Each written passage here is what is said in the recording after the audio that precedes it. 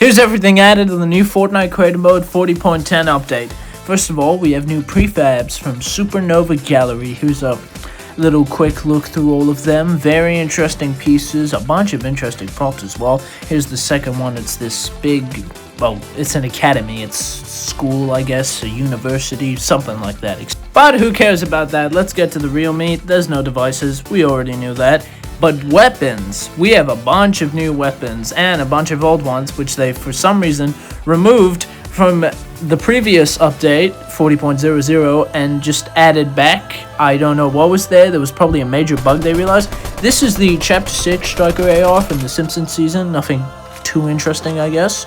But let's get to the actual juicy part. This is the Ice King's Gauntlet, mythic version. I don't know if there's another version, but here it is. It's basically Dr. Doom's gauntlets from both chapters really, except now we have it in creative mode because there's no Marvel Islands. And then here's a very unique one we didn't have last update, the Foundation's Rift Rifle. If I shoot, it just shoots normal. But if you charge it down and then shoot, it causes a rift. And look at that, I've just spawned in the sky from the rift. Very interesting. The animation seems to be a bit different. So hold it down, there's like a little rift. Fun fact, if you just shoot this at the sky, it will also create a rift. There's no player there though, it just does that. That's a nice Easter egg. I don't know if that was intentional or not. And, well, look, that's the rift. It spawns. It's there for a couple of seconds. But if you shoot without it, obviously nothing happens.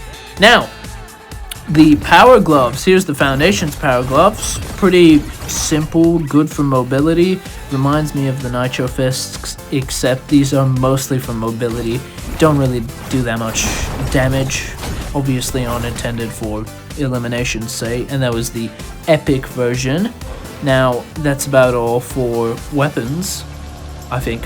Yeah, that's everything for weapons. Now, if we head over to items, though, there's the slapperoni pizza. It's a reskin of the pizza item, except it's slap-themed and gives you the slap effect. And then there is also just the normal pizza slices you can take from it, throw it around. Look at that, pizzas everywhere. But there's more very, very interesting news aside from items. In the debug menu, you can now set shield, but that's not the main point. The main point is you can set player flight, you can set player flight speed, and you can turn on flight phasing. So in debug, you can just fly around. Pretty cool. It's very nice. There's still fall damage though. Even if you have phase on, you will get fall damage, which is weird, but I can respawn. And you can't tell, but you can't use the jump button to go higher or, you know, any other button to go lower. You have to look in the direction and then move forward and it will take you to that direction. You can't, you know, as I said, use the jump button, which is odd. And for some reason when I pick this up, it just gets rid of it. So maybe interacting with devices just gets rid of your player flight. If that is true, that's going to be very annoying, and I hope it's just a bug. Also, the Mando's jetpack and a couple of other things were added for Star Wars Islands, if anyone has access to those yet. I don't still. But that's not all. If we head over to mode and voice chat, you can see here, obviously there's voice chat scope, there's proximity chat that we already know of, but they've updated. Look, there's cone and spear, there's angles and all sorts of stuff like that that'll make it better. But there's even more. There's spatialized voice. You can spatialize the voice, and how it works is you can see right on the right there. If you cannot see, then I'm sorry.